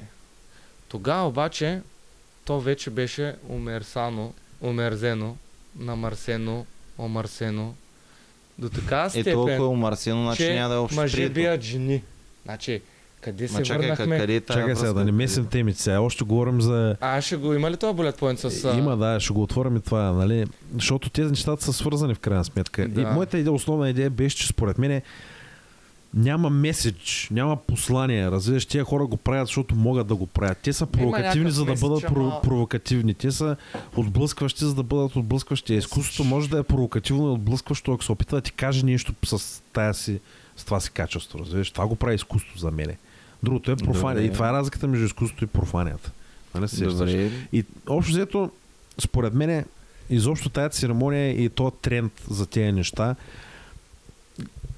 танцува около темата, доколко и до каква степен тези неща, нали, са прекалени. Ние го засегнахме, като говорихме за Тръмп, доколко е прекалено цялото това нещо и бяхме на едно мнение, че някои известни изяви на тая идеология са прекалени. Нали се сещаш? И да оставим церемонията на страна, дали тя е прекалена, за мен е прекалена. Били подкрепил, примерно, сега мъжете, които се състезаваха с жени в Олимпийските игри. Нали? Не е ли навързано в крайна сметка? Това е един тренд, който вече стига да едни прекалени граници. Ама той са правила, деца поставени от хора и те правилата винаги могат да се променят. Ама честно ли? Допуснали, до една степен едва ли ще е честно. Не знам, трябва да си питаш опоненти си там, но най-вероятно аз не знам, някой смята ли, че е честно изобщо. Нали... Честно ли е мъж да бие жена в боксовия ринг? Защото казал мъжът, че бил жена. Човек, не знам. Ако тия хора, които казват, че е честно, и те са част от тази култура, ако ще... И те са радикализирани. Това е в спорта, нали си има разделение, смисъл няма как да очакваш... Аз ви казвам, това е една пропаганда и пропагандата също е изкуство, но не е култура. Ако сте съгласни с мен, кажете, ако не, давай. Да, ама то от изкуство и култура става. Да, и то не е случайно изкуство, защото е изкуствено. Просто трябва да мине времето и органично нещата са... Благоразумно ли е? Полезно ли е за човечеството? То не е много полезни неща има в човечеството, които са изкуство. Да. Не мислиш, че това е някаква... Има координация известна между това, те да направят церемонията да е такава и същевременно паралелно с това жени се състезават с мъже в самите спортове. Точно това ще нали, това е част от точно пропагандната линия, мисля, която достатъчно са били инволвнати в процеса да се замислят, че тия неща ще бъдат навързани взаимно едно с друго. Това е манифестация на културния тренд, който стига до своите екстреми, нали? Както говорихме за избирането на Тръмп. Нали? И го има този момент, че те, дали някой ще каже случайно се е случило така, че този е бил твърде силен мъж, представящ. Вижда, да е случайно, направо е супер слабо вероятно да е случайно. Да. Нали, като става въпрос за какви комисии, става въпрос и от кога хората знаят и по какъв начин се подготвят, особено за Олимпийски игри, защото все пак това са Олимпийски игри, това е нещо публично. Нали? Да. Все пак. Трудно да е случайност. Случайност ще е, ако е случайност. Да, тази тема е доста изчерпана, даже мога да кажа. Да. Общо взето, да речем, че до известна степен това нещо е някакво себеизразяване, не е с някакви пошли мотиви, би могло да не е. Предполагам, че не. Което го прави до някъде приемливо, но според мен е прекалената консистенция с церемонията и това, че има жени, които се бият срещу мъже и така нататък, говори по-скоро за едно прекаляване в този културен тренд, налагайки тия определени гледни точки. Това е престимулиране, общо. Да. Тъй, мисля, че изчерпахме тази тема. Да, но... Това е хайлайт на годината. Следващия, ако не ме лъжи паметта, сагата Hawk to a Girl. Като цяло имаше едно нещо с една пиеса. Не. Пиесата ще я покажем след Hawk to a Girl. Добре, Hawk to a Girl ще го обсъдим в момента. Да. Вие бихте ли позволили на... Значи, взето Хейли Уелш на 20 години в Америка каза как плюи на пенисите като прави свирки. Някъде толкова. Трябваше да не издаваш тайната. Много хора... Hawk to a. Това означава Hawk to a. Стана известна, направи подкаст, разбираш, който има милиони гледания. Не знам защо, какво мнение би могла да даде тази момиче, което е интересно и пленящо. Защото е земна човек. Просто отива на някакво интервю и си казва, да, I spit on that dick. Боли хуя, брат. И всичко това нещо кулминира с криптоскам. на всичкото отгоре. Да, това е много добра комбинация. Според мен цялото нещо много така засяга това, което го говорихме, като обсъждахме Виктор и Беба, човек. Идолизацията на простите хора. Не е ли те? Да. Как от една простотия може да човек да стане идолизиран в публичното пространство и за какво ни е нужно цялото това изпростяване, аджиба, в крайна сметка? Изпростяване от към сексуалното. Personal gain. Какво значи personal gain в какъв аспект? Някой си извлича дивиденти от цялата работа. От плюенето ли е? Не от плюенето, от простотията, от мима. От мима, от самия подкаст, от лично, от криптосхема, нали, защото това нещо се плаща. Интересен хайлайт на годината, не мислите ли? В крайна сметка, Да. 2024 година може и да не е годината на Тръмп, и залези. но със сигурност е годината на Хоктуа. Да. Просто дойде си мощно, избухна това си, да станаха всички, просто нещата се наредиха за нея много добре. Да. И накрая се осра. Има известен паралел, има известна прилика между Хоктуа Гърл и Ивелин Михайлов. Също. Как го видя? Накаха са в края на годината. Накаха са в края на годината, това е едно. Второто е, че и двамата са скамари. И двамата използват някаква популярност, за да скамват хората. Така е. Доста унизително, Майна, да от нищото буквално да се извисиш до такива висини на популярност. И да разчиташ на това, че си известен, нали? И да бъдеш като идол, като пример за подражание. И накрая всичко това да го използваш за да скамнеш хората с криптоскам. Бахте унижението, човек. Да видим дали 2024 година е със сигурност годината на Хоктуа, но дали 2025 година ще е годината, в която Хоктуа умира или Хоктуа вече е мъртво. Ти първо ще разберем. Да я вкарат в затвора, примерно. Или много хора да спрат да я гледат, защото са разочаровани, примерно. Да я умре мима, да й умре популярността, да почнат да дропват числата. Случва се. Ще видим. Падна ми популярността. Мисля, че има още 3 хайлайта, които трябва да обсъдим. Колко е важно да си популярен? Защото то с популярност не се вади пари всеки път. Да споменем ли шибаната пиеса? Може да споменем шибаната пиеса, да. Тъй, че ти като по-патриотично гледаш на нещата, човек. Тук трябва, може би, да се активираш. Аз съм. И да те засегне, нали, по-така интимно цялото нещо. Пиесата на Джон Малкович по Бърнард Шоу. Бърнард Шоу в тази своя пиеса характеризира българите като прости, които не са къпят. Конкретно българските войници били прости, не са къпят. Коя година е пиесата? Не е от 2000-те години, сигурно. Бърнард Шоу е класик световен. Мисля, че е покрай, защото тя е базирана върху сръбско-българската война, около Първата световна война. Тогава, в този период, може би малко по-късно е писана, сега не знам точно кога, честно да се кажа. И от едната страна на барикадата скочиха хора, които казаха, това е обида за българската култура и българското самосъзнание. Ние като хора, които защитават или би трябвало да защитават българщината, трябва да се обявим против тая пиеса. Но пиесата съществува от 100 години. Да. Добре. Идеята е, че Джон Малкович искаше да я представи в Българския народен театър, некъде да е другаде. Сещаш се. Значи, виж сега, и български актьори да играят персонажи, които усмиват и унижават българите. Сещаш се. На първо време е в голяма простителна ролята на актьора до една степен. Да, вижте, това ни казва най-важното. Кога е пусната пиесата? Кога се проеми? Тогава, когато е била тая война. Датата. Тя искаш да кажеш, тя е пропагандна пиеса. Нарочно е писана тогава с тази цел, защото е по време на войната. Случайности, особено когато става въпрос за нещо, което включва много хора, нали, както в Олимпийските игри. Значи и тук изглежда няма случайност, че е точно тогава. Колко дълга е била сръбско-българската война? Ние сме ги опаткали доста бързо, както би казал някой историк. За 3 дена.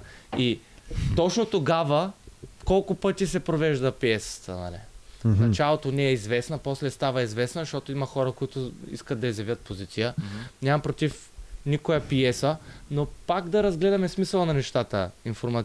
Информационния натиск, било то на подсъзнанието, било то на както щеш, било то на тълпата от хора, които си казват, ето виж, едно изкуство.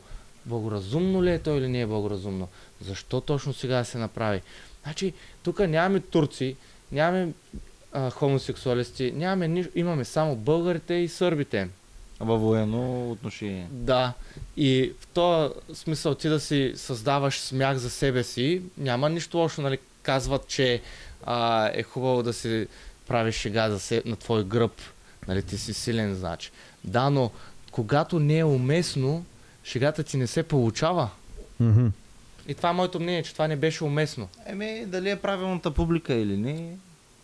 В крайна сметка, от другата страна на барикадата хората казаха, това е самоирония, трябва да имаме самоирония. Абсолютно. Това е световен класик, който така е написал, ние не трябва да цензурираме световните класици. Но аз тук имам един контраргумент. Марк Твен в американски училища някой го цензурира, защото в финал от неговите книги, това е световен класик все пак, използва забранената дума с Н. Опа. Сещаш се? Забранената дума с Н, има цял персонаж, който се казва Н. Джим. Да. Да.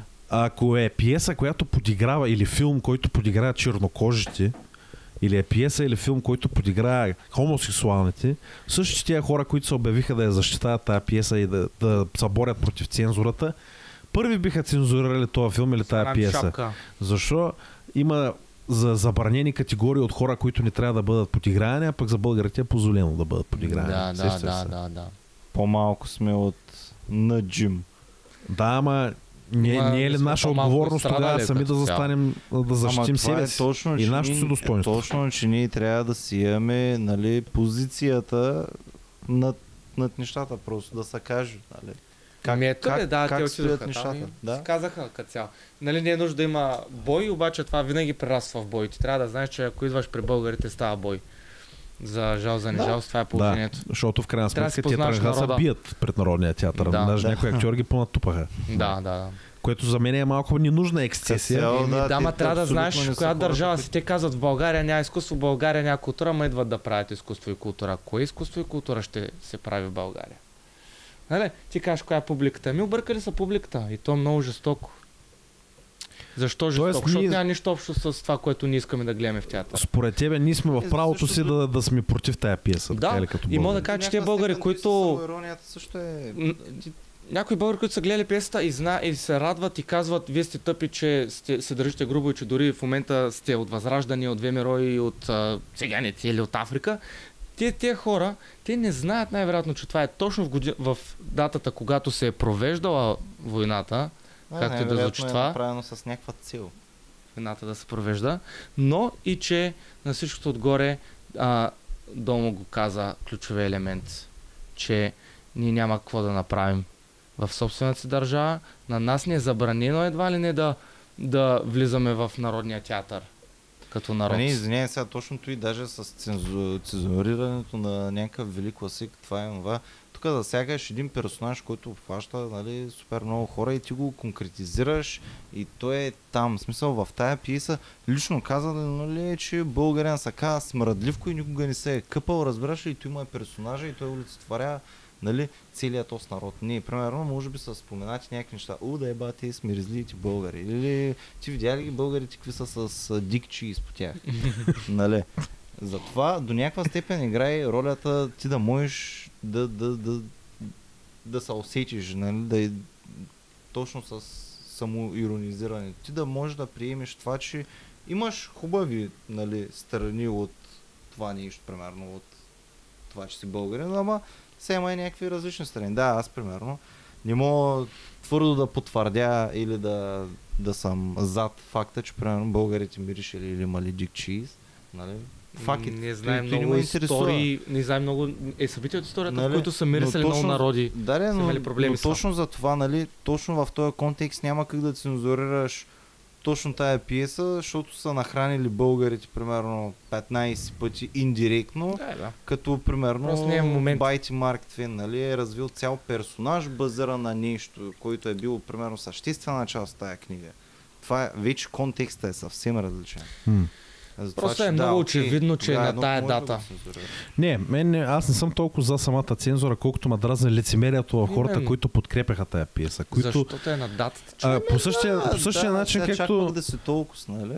По същия начин, както Мария Бакалова и филма Борат са подиграва срещу на европейците, ако направиш такъв филм за африканците, майна ще канцелират, ще забранят. Развиеш ли? А тя се самоунижава по този начин, говори на български, как ще краде, как не са ми, как ходи с космата шунда и така нататък. Развиеш ли? И всичко това дразни ме факта, че ние се самоунижаваме, за да привлечем вниманието и одобрението на така наречените западни, нали, първо трябва да обичаш себе си, за да можеш да обичаш света. Има дразни лицемерието в либералните хора, които я подкрепят тази пиеса. Народа си. Защото те против хомофобия, против расизъм ще се обявят първи, против стереотипизиране на българи. Лично няма проблеми. Да, там няма проблеми. Да, там. Вижте, нали, това е, което бих казала за пиеса. За да обичаш другите, трябва да обичаш първо себе си. Нали? Има логика в това. Много дълбока, всеки го чувства в сърцето си. По същия начин, ако искаш да обичаш света, да обичаш всички, да приемаш всички, ти първо трябва да обичаш себе си, но преди да стигнеш до всички, трябва да минеш през народа си, през това, което си ти. Пък ти се унижаваш, казваш, миришеш, имаш необръснати неща и така нататък. И няма проблеми да го правиш в деня на чистите неща, примерно. Нали? Честваш победа, ама ти се радваш на глупостите си, които си направил. В рождения си ден ти си мислиш кога да умреш. В денят на майката ти подкрепяш баба си или някакви такива. Да. Сега давам смешни примери, но очевидно е, че беше направено в датата. И това е интересно, което не се обсъжда. В датата на годишната от Сръбско-българската война. Да. Замислено, очевидно има. И това е нарочно според тебе. Как да като обида. Хареса ми, че тук винаги ме подкрепяш, поне за това, че изглежда доста добре случайно. Да. Мене ми харесва това, което ти казва, че за да обичаш другите и да уважаваш другите, трябва да обичаш да уважаваш себе си. Точно така. И трябва да минеш през народа си, да не кажем първо през семейството си. Да. Тогава през народа и тогава да обичаш всички. Да. Съгласен съм. Затова много интересно хората, които много искат ние да се впишем като държава в западния културен юнивърс, и които са антирасизъм и антихомофобия, явно не го разбират този тънък момент. Че в крайна сметка ние трябва да имаме самодостоинство като нация и като народ, за да може да уважаваме всички останали. Да. И това е показателното на тая пиеса и на този скандал, в крайна сметка. Пък ти даже не искаш да обсъдим този булет поинт. Гледай колко вафи. Да. И мисля, че ни останаха само два хайлайта. Да. В началото на предишния разговор започнахме с Америка и сега пак ще се припратим в Америка. Само, че на по-така развлекателна нота. Да, доста развлекателно, така едно пак поп-кълчър ниво. Да. Скандала между Дрейк и Кендрик Ламар. Това като го чеем, става смешно, човек. Какво ти кажа? Нищо не кажа. Педофил е Дрейк. Brothers be beefing. Защото Кендрик Ламар го базика, че той е пишал на 14-13 годишни момиченца да ги заребя. Даже между другото имаше един мим, тъйто и момиченството от Stranger Things, Мили Боби Браун, знаете ли? Дето Дрейк е бил приятел. И се пишели заедно там, нещо си комуникирали, тя на 12, 13, 14 години примерно беше и как били приятели. Нали? И от тогава има приятели другарува, просто знаят се. Някой не ги следял под лупа го заправили. Общо взето от тогава се въртат слуховете, че Дрейк харесва underaged girls и Кендрик той го казва в песента They not like us. They not like us. Вижте, най-важното е да имаш... Педофилия Дрейк според вас. Да имаш любовта на децата. Не го познавам лично. Ние познавам лично жената, не мога да кажа. Нали? Великият коментар на Дони. Да. Не, той е на Стоичков. Те ли? Да. Питат Стоичков, какво ще кажете за последния албум на Дони и той казва... да, верно е. И той казва, не я познавам госпожата. Кефи, уе, кафе гьот. Верно е. Не я познавам госпожата. Защото е Дони, бе, брат. Да. Искам да ви го пусти после. Тъй. Че нещо да кажа за Дрейк и Ламар. Вижте, аз уважавам... Невероятно скандална... Връзката между учителя и ученика. Платон за мен е велик философ. И не знам Дрейк дали е като Платон, ама...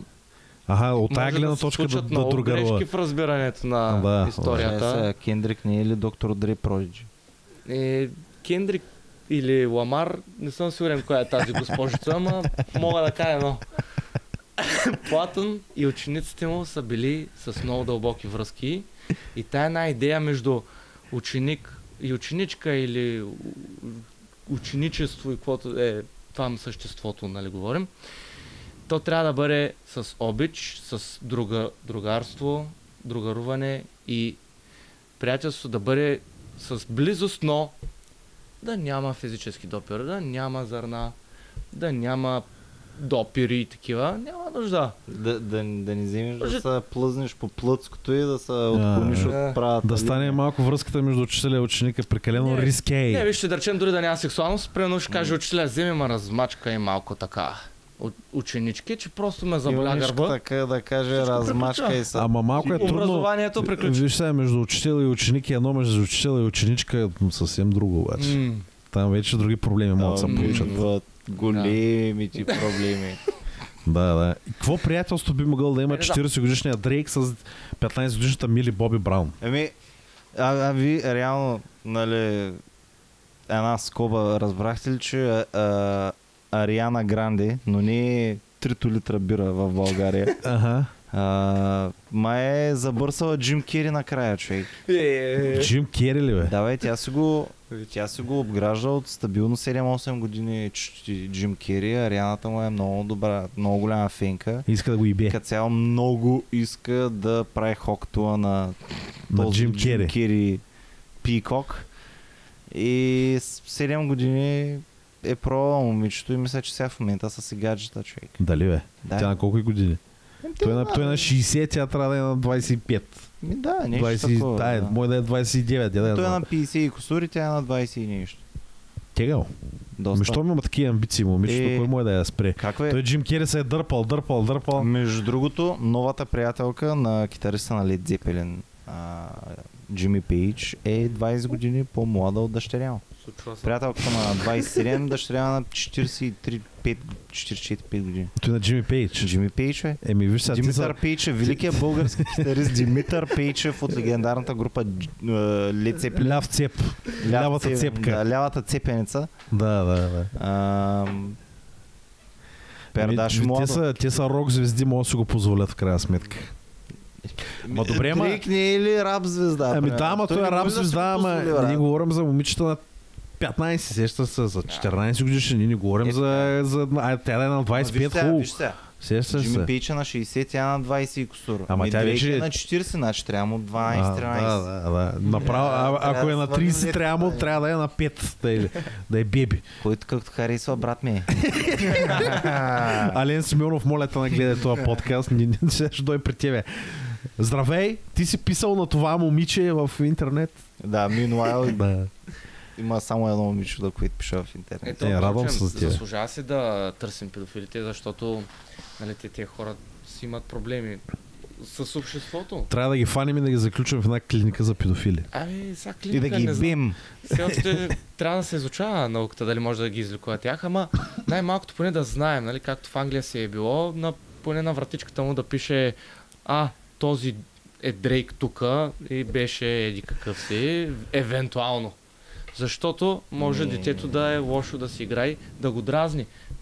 Примерно аз да речем, казвам... Дрейк просто да ходи, да го осъдят, да ходи с една табелка, аз мога... Скри си дъщерята, просто ти ще пиш на табелка. Скри си дъщерята от Колумбия, се е маглата, Слушай, ти може да правиш проблеми и на една друга култура. Например, на арабите да се разхождат някакви голи жени там и ти реално да пречиш на тяхното правилно начин на живота, защото те си имат това изискване и ти пречиш на личното им пространство. Това е традиция, култура. И по същия начин децата може да предизвикват педофилите, дори те да искат да бъдат предизвиквани, ама ти си добър родител и си казваш, сине, не да идва тук по-добре.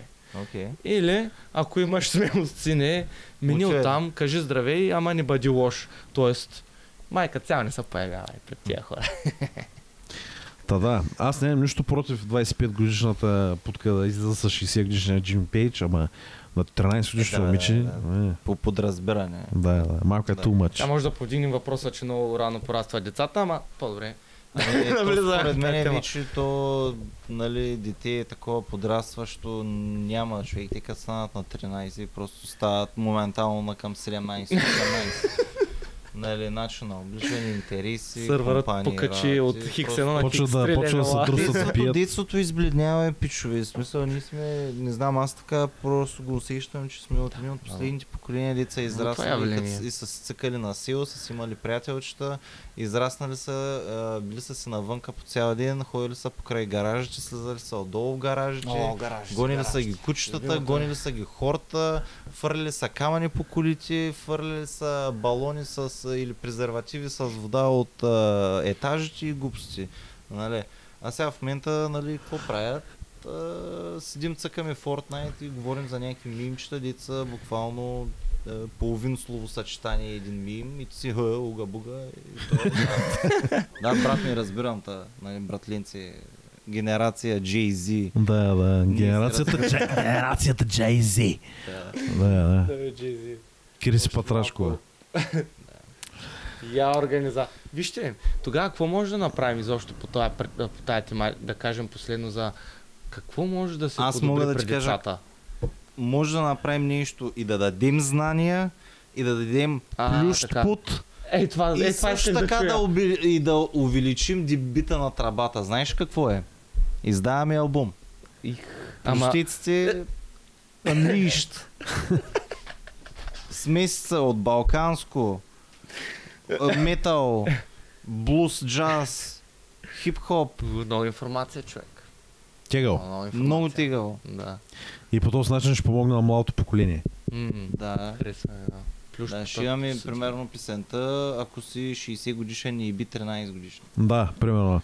Ако си 60 годишен, не е би 13 годишни. Oh yeah. И ще вкараме колумбиеца и Мъглата да правят фичър на нашия албум. Те ще има там Уесаид. Да, и след 10 години ще трябва да се ходи на лекар. Въпреки всичко. След 10 години ще имаме участие в Цанов напред и нагоре. Когато изкарахме песента, ако си на 60 и би 13 годишни, променихме музиката в България. Да. Тъй, остана ни една последна тема. Може да си поговорим за темата. Пи Диди и 1000 бутилки бебешко олио. Какво е правил с тях? Къде ги е пихал? Значи Пи Дитката първо стига, че убито пак. Да, убито пак. Сега изима и бебешко олио. Какво прави с него? Къде отива? Предполагам, когато се прави с нормално олио, готви с него. Представя си. Дали ще е вкусно? Той разработва кукбук. Да. Разкрихме го. Пи Дитката има един клип, в който бие жена си. Яко. Първо излезе това. Тя примерно иска да избяга от него и на асансьора там в хотела. Стига, той се е снимал. И той не е на security камерата. Добре, окей. И той излиза от хотелската стая по кърпа, по хавлия, гол. Изляза в банята. Тя явно се опитва да се измъкне, докато е бил в банята. Намира я, фаща я тъй за главата, за косата, дърпа я на земята, рита я един път и след това я фаща я така и почва да търпа човек.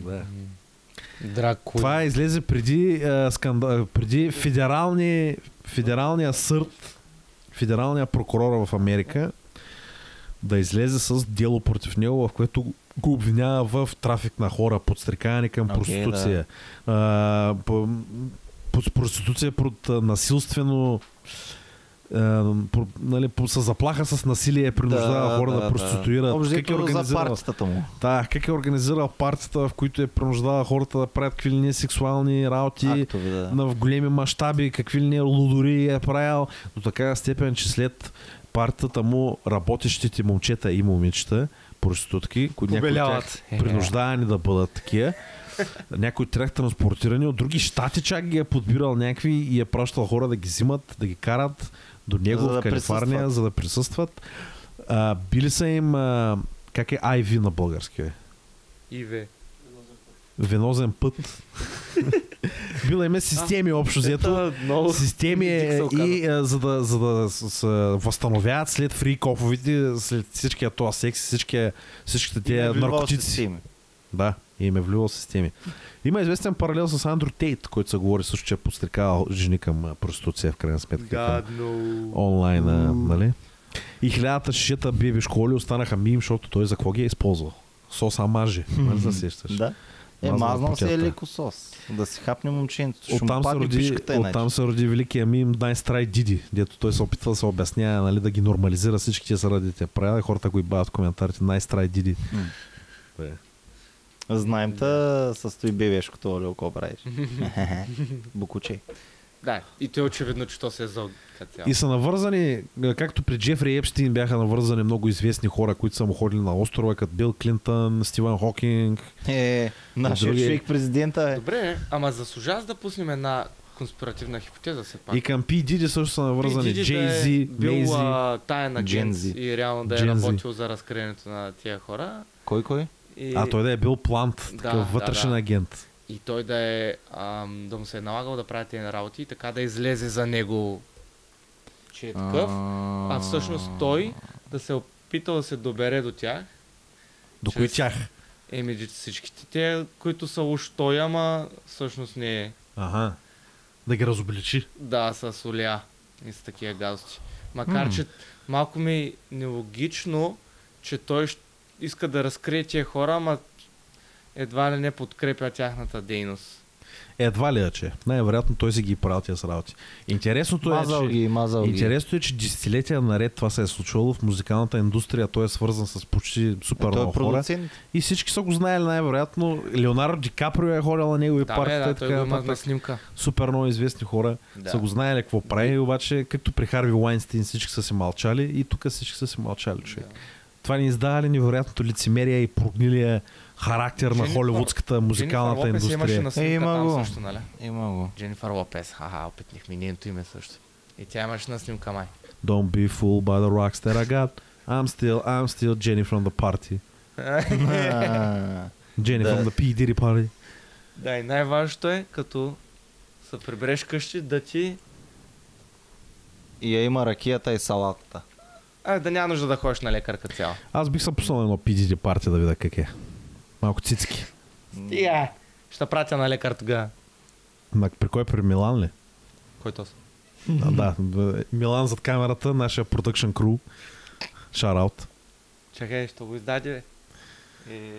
Нещо да кажеш за P. Diddy партията, момчета. Вие бихте ли отишли на едно? Не. Да го саснете? Чисто. Няма нужда. Аз не бих саснал Диди. Не съм... Не него лично, неговото парти, човек.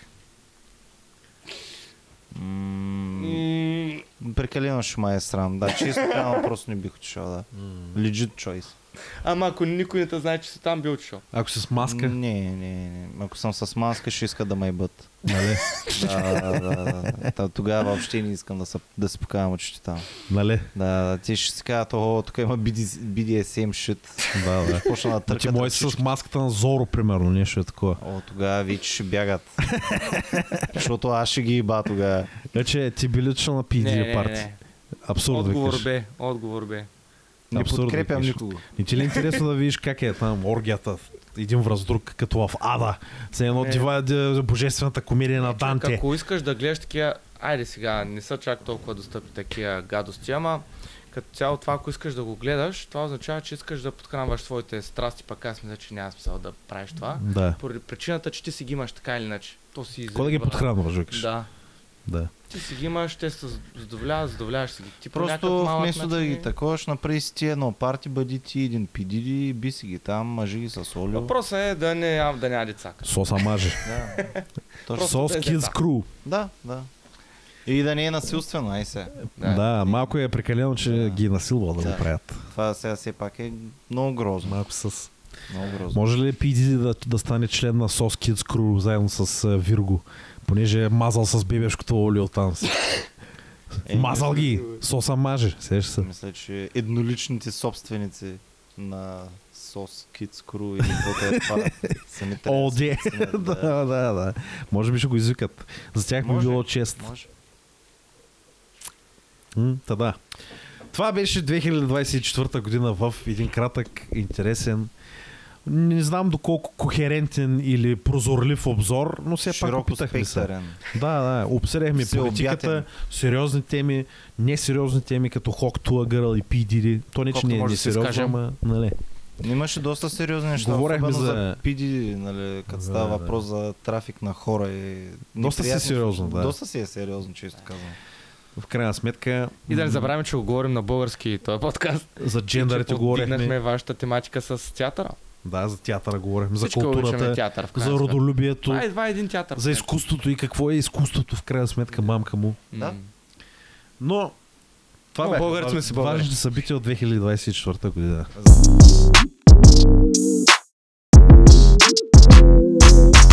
Значи, коридор пред джипито. Народ. Един недър, видимо разстроен, прережда навалицата, влита в кабинета и ревва с глас. Докторе, не ми става. Доктора вдига вежди, а вие кого лично искате тук да ебете?